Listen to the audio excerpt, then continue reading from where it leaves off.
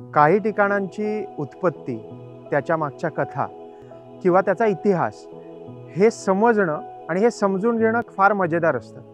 त्याहीपेक्षा खूप वेळेला असं होतं की कुठलं तरी एक मोठं गाव आहे, त्या गावात काहीतरी आपल्याला अवशेष सापडतात आणि अवशेष सापडून मग त्याच्यावरनं आपल्याला इतिहास समजून घेता येत.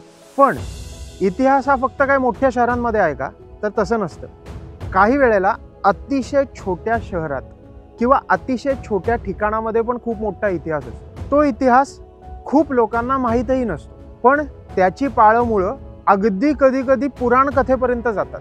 असंच एक ठिकाण आज आपण इकडे बघणार आहोत. ते रत्नागिरीतलं एक महत्त्वाचं ठिकाण आहे, पण अनेक लोकांनी त्याचं नाव ऐकलं असेल, पण त्याच्या मागचा इतिहास काय आहे, तो अगदी पुराण कथेपर्यंत कसा जातो हे कोणालाच माहीत नसेल. आणि म्हणून त्या सगळ्या गोष्टी आज इकडे सांगायचा प्रयत्न. त्या ठिकाणचं नाव आहे मिऱ्या किंवा मिऱ्याचा डोंगर. नमस्कार, मी राधेय अँड वेलकम टू इतिहास मॅटर्स.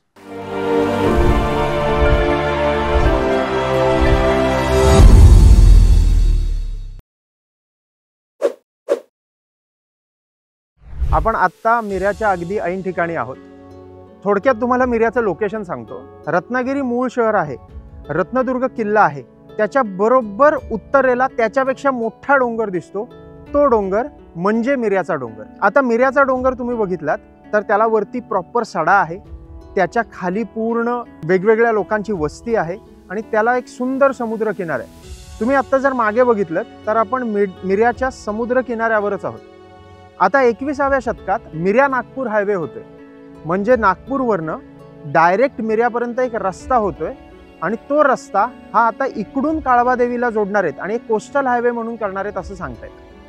आणि त्यामुळे या पूर्ण मिऱ्या परिसराला परत एक वेगळ्या प्रकारे महत्त्व येणार आहे. पण हे सगळं झालं 21व्या शतकातलं. 21व्या शतकाच्या आधी काही शतकं म्हणजे एक 100-200 वर्षापूर्वी ह्याचा इतिहास काय तो आपण आता बघूया.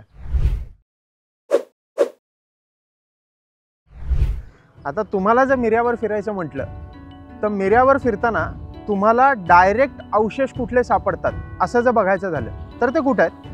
तर मी आत्ता जिथे बसलोय तिथेच ते अवशेष आहेत. हा पूर्ण मागे तुम्हाला रस्ता दिसत असेल. हा रस्ता आत्ता चेकल टाईल्सचा केलेला आहे, पण त्याचा इतिहास हा आपल्याला मिऱ्याच्या 100 वर्ष आधी नेतो आणि तो आहे ब्रिटिश काळ. आपण ब्रिटिश काळातला मिऱ्याचा इतिहास बघू, म्हणजे तुम्हाला समजेल की ब्रिटिश काळात पण ह्या पूर्ण परिसराला महत्त्व होतं आणि त्याचा एक छान पुरावा आपल्याला ह्या पायऱ्यांसकट एका ठिकाणी दिसतो, म्हणजे तुम्हाला लक्षात येईल. आणि हे जे ठिकाण आहे आणि ही जी वास्तू आपल्याला दिसते ज्याच्यावर मी आता हात मारतोय, तो आहे ब्रिटिशकालीन मिऱ्याचा पुरावा. तो काय आहे तर हा पूर्ण इथे डॉक आहे आणि तो डॉक बघितला तर पूर्ण झिजलेला आहे, पण इथे ब्रिटिशकालीन जेटी होती आणि इथे वेगवेगळी बंदरावर जहाजं थांबायची, ह्याचे उल्लेख आपल्याला इथे दिसतात. आता तुम्ही म्हणाल मग हे ब्रिटिशकालीन आहे कशावरनं?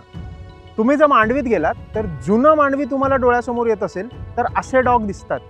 हे असे डॉक हे जुन्या मांडवीतले आपल्याला तिकडे दिसतात आणि तेच डॉक असेच इथे आहेत. आत्ता पूर्ण तुम्ही बघितलं तर इकडे झीज झालेली आहे, सगळी झीज झाली आणि खूप जीर्ण झालेलं आहे, कारण की आता हा डॉक पूर्ण संपुष्टात आलेला आहे. पण एकेकाळी इथे ब्रिटिशांचा पूर्ण वावर होता आणि इथे एक डॉकयार्ड म्हणून या ठिकाणचा वापर करत होते, हे आपल्याला इथून दिसतं. तुम्ही लेफ्टला बघितलं तर लेफ्टला भारती शिपयार्ड परिसर आहे आणि त्या भारती शिपयार्ड परिसरामध्येच इथे ते डॉक होतं. म्हणजे हा सगळा परिसर ब्रिटिश काळापासून अगदी 50-60 वर्षापूर्वीपर्यंत व्यवस्थित होता आणि कार्यरत होता हे दिसतं. आणि हा मिऱ्याचा साधारण ब्रिटिशकालीन आणि ब्रिटिशांच्या नंतर काही 20-30 वर्षानंतरचा हा काळ आहे आणि तिकडे त्याचे हे अवशेष आहेत हे आपल्याला समजून येतं. अजून एक उल्लेख मिऱ्यावरचा सापडतो. अर्थात आता त्याचे अवशेष डायरेक्ट कुठे मिऱ्यावर मिळतात का ह्याचं आपल्याला खरंच उत्तर मिळत नाही. तुम्हाला जर कधी मिळत असतील आणि तुम्हाला जे अवशेष सापडले असतील तर नक्की कमेंट सेक्शनमध्ये सांगा. पण 1960ला जेव्हा गॅझेटियर तयार झालं तर त्याच्यात एक फार इंटरेस्टिंग उल्लेख दिलेला आहे. तर तो उल्लेख काय आहे? सेतू माधवराव पगडींनी असा उल्लेख दिला आहे की मिऱ्यावर व्यवस्थित तटबंदी बांधली गेली होती आणि ती तटबंदी ही रत्नागिरीच्या सुरक्षेसाठी होती, रत्नदुर्ग किल्ल्याच्या सुरक्षेसाठी होती. आता हा उल्लेख आपल्याला तिथे मिळत असला तरी त्याबद्दल शहानिशा करण्यासाठी आपल्याला तिकडे जायला हवं आणि तिकडे जाऊन ते बघायला हवं. तेव्हा आपल्याला लक्षात येईल कदाचित अनेक वर्ष झाली असल्यामुळे ती पूर्ण तटबंदी ढिगाऱ्याच्या खाली गेलेली असेल किंवा ती तटबंदी काही कारणास्तव तुटलीही असेल किंवा काही झालं असेल, पण तशी सलग तटबंदी रत्नदुर्ग किल्ल्याच्या समोर किंवा मिऱ्यावर आहे असे उल्लेख आत्ता तरी सापडत नाहीत, पण ते शोधणं गरजेचं आहे. साधारण 1870चा काळ, तेव्हा गॅझेटियर ऑफ बॉम्बे प्रेसिडेन्सी हा आपल्याला दिसतो लिहिलेला. जेम्स कॅम्बेल या व्यक्तीने तो पूर्ण गॅझेटियर लिहिलं होतं आणि पूर्ण या परिसराचा अभ्यास केला होता. त्याच्यात इंटरेस्टिंग गोष्टी दिसतात. मिऱ्या ह्या ठिकाणाचं महत्त्व काय होतं, जेव्हा जेव्हा खूप जास्ती वादळी वारे यायचे आणि इकडे बोटी यायच्या, तर त्या बोटी व्यवस्थित शांत ठिकाणी अँकर करण्यासाठी मिऱ्या आणि काळबादेवी मधला जो आतला परिसर आहे तिथे ते गोष्टी अँकर व्हायच्या असे उल्लेख आढळतात. आपण जर बघितलं होतं की एक बंदर आहे, तिथे आपण थांबलेलो होतो, बघितलं होतं, तर ते बंदर कदाचित त्या शांत बोटींना एक शांततामय आणि एक व्यवस्थित वादळहीन किनारा मिळावा म्हणून ते बंदर बांधलं असावं असे उल्लेख आपल्याला आढळतात. तर ते बंदर हे त्या काळातलं 1880 पासूनचं शांत ठिकाणचं बंदर आहे असं आपण म्हणू शकतो. पण जेम्स कॅम्बेलने मिऱ्याचा उल्लेख केलेला आहे आणि तो मुद्दाम वाचनीय आहे म्हणून इथे सांगायचा प्रयत्न केला. पुढचा मिऱ्याचा उल्लेख येतो तो आहे पेशवे काळातला. आता ऑर्थर ट्रॅव्हर्स क्रॉफर्ड नावाचा एक इकडचा अधिकारी होता, वन अधिकारी होता. तर त्याने एक पुस्तक लिहिलंय लेजंड्स ऑफ द कोकण नावाचं. Our troubles in Poona and Deccan असं त्याचं एक पूर्ण एक मेमॉयर होतं. त्याची एक आठवणी त्याने लिहून ठेवलेल्या होत्या आणि त्याच्यात त्याने काही कोकणातल्या गोष्टी सांगितलेल्या होत्या. तर त्याच्यात आपल्याला मिऱ्याचा पुढचा उल्लेख मिळतो. तर तो काय आहे, बर्वे हे जे इकडचे खूप मोठे सरदार होते, ते अर्थात पेशवे काळातले सरदार आहेत, त्यामुळे ही पूर्ण कथा ही पेशवे काळातली आहे. बर्वे सरदार होते, त्यांच्याबरोबर मिऱ्यावरच्या सावंतांचं खूप जास्ती सख्य होतं असे उल्लेख आढळतात आणि त्या संबंधातून त्यांची खोती कायम टिकून होती मिऱ्यावर आणि मिऱ्यावरचे सावंत खूप जास्ती बलशाली झाले होते हे सगळे उल्लेख आढळतात. त्याच्यानंतर आंग्र्यांच्या काळातही सावंत मंडळींना खूप जास्ती महत्त्व होतं हे आपल्याला दिसून येतं. पूर्ण हा जो पेशवे काळ आहे आणि शिवाजी महाराजांनंतरचा, छत्रपती शिवाजी महाराजांनंतरचा जो काळ आहे त्या काळातले उल्लेख हे आपल्याला पहिल्यांदा मिऱ्या शहराचे मिळत असतील किंवा मिऱ्या ह्या पूर्ण परिसराचे मिळत असतील तर ते ह्या लेजंड्स ऑफ द कोकण ह्या पुस्तकात. आता पुढच्या ज्या गोष्टी आहेत तर तो काळ आहे तो पूर्ण महाराष्ट्राचा आणि मराठ्यांचा सुवर्ण काळ आहे. तो म्हणजे छत्रपती शिवाजी महाराजांचा काळ किंवा स्वराज्याचा काळ. खूप वेळेला असं म्हटलं जातं आणि असे आपल्याला उल्लेखही सापडत आहेत की कोकणातल्या मंडळींनी शिवाजी महाराजांना फार जास्ती मदत केली नाही किंवा काही लोक त्यांच्या विरोधातही होते. पण मिऱ्यावरच्या सावंतांची आणि मिऱ्याची एक वेगळी कथा आहे. इकडचा एक व्यक्ती हा छत्रपती शिवाजी महाराजांच्या तुकडीत होता. बळवंत सावंत म्हणजेच सूर सावंत साळुंखे हे एका तुकडीचे नायक होते आणि शृंगारपूर नजीक ते एका युद्धात छत्रपती शिवाजी महाराजांसाठी लढणाऱ्या एका युद्धात कामी आले. आता त्यांचं महत्त्व केवढं होतं तर त्या काळात त्यांचं शव शृंगारपूरहून मिऱ्यावर एका मेण्यातून आणलं गेलं आणि त्यांची जी स्त्री होती दीपाबाई ही तिकडे सती गेलेली आहे. म्हणजे मिऱ्याचा इतिहास हा एवढा दैदिप्यमान आहे इकडून आपल्याला समजतं. सावंत साळुंखे कुटुंबातील अनेक मंडळी छत्रपती शिवाजी महाराजांसाठी लढली आणि त्यांच्यातल्या एक नायकाची आपल्याला इथे कथा समजते आणि त्यांची स्त्री इथे सती गेलेली आहे. म्हणजे मिऱ्यावरच्या लोकांचा पराक्रम किती होता आणि छत्रपती शिवाजी महाराजांना ते कसे मदत करत होते हे इकडे आपल्याला दिसून येतं. आता मिऱ्या गाव असलं कसं किंवा मिऱ्याचे खरे चालक कोण होते, शासक कोण होते ह्याच्याबद्दल आपण कथा बघू. 1526 या काळी आदिलशाहीच्या अंमलात असताना इकडे तुकोजीराव सावंत, रामराव सावंत आणि ही सगळी मंडळी इकडे आली. त्यांनी अनंत सिंहाचा रत्नदुर्ग किल्ल्यावर पराभव केला आणि त्याचा पाडाव केल्यानंतर इथे त्यांनी आपलं एक पूर्ण साम्राज्य स्थापन केलं याचे उल्लेख आपल्याला आढळतात. त्यांच्याच वंशातील एक हर सावंत नावाचे जे व्यक्ती होते तर त्यांचा विवाह नाईक तहसीलदार पवार यांच्या मुलीशी झाला. पवारांचं जे पूर्ण ठिकाण होतं तर ते होतं मिऱ्या. तर मिऱ्या गाव पवार यांनी हर सावंत यांना आंदण दिलं असे उल्लेख आपल्याला वंशावळीत आढळतात. आता ते आंदण दिल्यानंतर तिकडचे शासक हे स्वतः सावंत साळुंखे मंडळी झाले.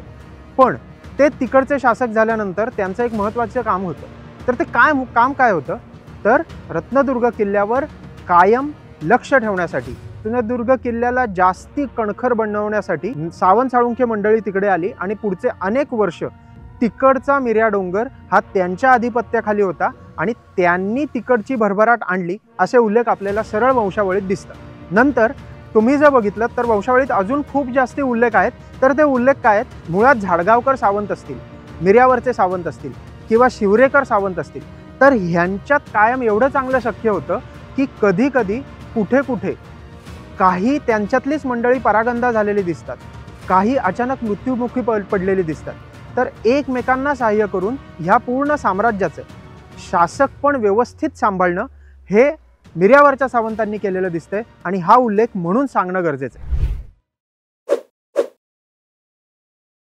आता मिऱ्या या डोंगराची उत्पत्ती कशी झाली आणि ती उत्पत्ती कशी आहे ह्याची कथा फार इंटरेस्टिंग आहे, ती सांगतो। ते अगदी रामायणापासून आहे किंवा रामायणातनं ती कथा येते।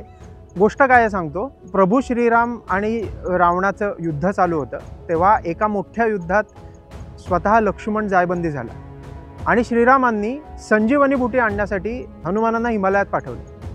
आता पुढची कथा माहिती आहे, ती पूर्ण काही सविस्तर सांगायची गरज नाही, थोडक्यात सांगतो। मग हनुमानांनी पूर्ण तो पर्वतच आणला, कारण की अनेक लोक जायबंदी होते, सगळ्यांसाठी ती होईल म्हणून। आणि तो पर्वत आणताना ते परत लंकेत येत होते। आता लंकेत येताना त्याचा छोटासा तुकडा एका पश्चिम किनारपट्टीवर पडला, तो मिरी एवढा तुकडा एका ठिकाणी पडला, म्हणून मिऱ्या हे ठिकाण। आता ही कथा इंटरेस्टिंग आहे, पण मग त्याला दुजोरा काय आहे? तर एक इंटरेस्टिंग गोष्ट 1870च्या गॅझेटमध्ये ती तुम्हाला सांगतो।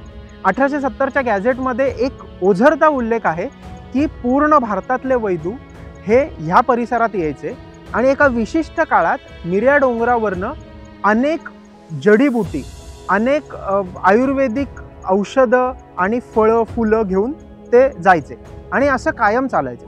हा अर्थात ओझरता उल्लेख आहे। मग फक्त ते मिऱ्या डोंगरावर का जायचे, बाकी कुठे का नाही जायचे आणि मिऱ्या डोंगरावर असं वेगळं काय आहे ह्याची उत्तरं आपल्याला मिळणार नाहीये। पण तेव्हाची जी ती रामायणातली कथा आणि आत्ता 1870मध्ये वैदू येत आहेत, इकडच्या जडीबुटी घेऊन जात आहेत, ही फार इंटरेस्टिंग कनेक्शन आहे आणि ते आपल्याला समजायला हवं। त्याहीपेक्षा जास्ती तुम्ही जर आत्ता वरतून प्रॉपर स्कोप बघितलात तर मिऱ्याचा डोंगर हा प्रॉपर एका विशिष्ट प्रकारे पडलेला आहे आणि मेनलँडपासून म्हणजे रत्नागिरी शहराचा आणि सगळा जो भाग आहे त्याच्यापासून जरासा वेगळ्या ठिकाणी पडलेला आहे हे आपल्याला दिसतं आणि ते वरतून आपल्याला व्यवस्थित जाणवतं सुद्धा। मग तो डोंगर वेगळा तसा होता का?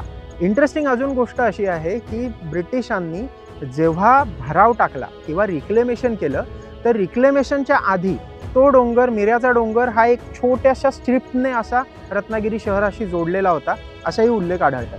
आत्ता सुद्धा तुम्हाला मिऱ्यावर जायचं असेल तर तो एकच रस्ता मिऱ्या डोंगराशी आपल्याला जोडतो। बॉटनीचे लोक, जे कोण तज्ज्ञ मंडळी आहेत, त्या सगळ्यांना लोकांना घेऊन आपण जर मिऱ्या डोंगरावर गेलो आणि तिथे जर व्यवस्थित रिसर्च केला तर कदाचित एक वेगळ्या प्रकारच्या वनस्पती, वेगळ्या प्रकारची औषधं आपल्याला मिळू शकतील आणि एक आयुर्वेदाचा वेगळा एक पायंडाही पडू शकेल, अशा गोष्टी असू शकतात असं आपण म्हणू शकतो। हळूहळू ह्याच्यावर अभ्यास होणं गरजेचं आहे, पण पुराण कथेची ही गोष्ट आणि मिऱ्याचा डोंगर ही गोष्ट ही सांगणं गरजेचं होतं, म्हणून इथे सांगितलं। दरवेळेला इतिहास सांगायचा, त्याचा उपयोग काय? तर आपल्याला त्यातनं आत्ता 21व्या शतकात सुद्धा अनेक गोष्टी करता येऊ शकतात हे तुम्हाला सांगायचं आहे। आता उदाहरण देतो मी तुम्हाला, स्क्रीनवर 2 ठिकाणं येतील, 2 किनारपट्ट्या आहेत त्या दाखवतो।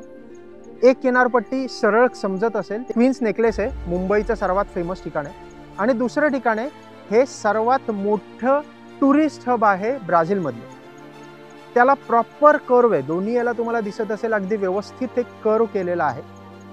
तसाच कर्व अजून एका ठिकाणी आपल्याला दिसतो, तो आता बघू कुठे आहे तो। तर हा कर्व आहे, हा मिऱ्याचा कर्व आहे। साधारण आपण ब्राझीलचं टुरिस्ट हब म्हणून बघितलं, ब्राझीलचं आपण ठिकाण बघितलं तर तिथे $4 लाख मंथली इन्कम तिकडच्या लोकांचं आहे। तशीच किनारपट्टी, तसेच 2 साईडला मोठे बॅरियर आणि तसंच एक कर्व, हाच कर्व आपल्याला मिऱ्यावर नॅचरली तयार झालेला आहे। मुंबईबद्दल तर सांगायलाच नको, आर्थिक राजधानी आहे, त्या क्वीन्स नेकलेसवर किती जास्ती उलाढाली होत असतील हे बोलायचीच काही गरज नाही।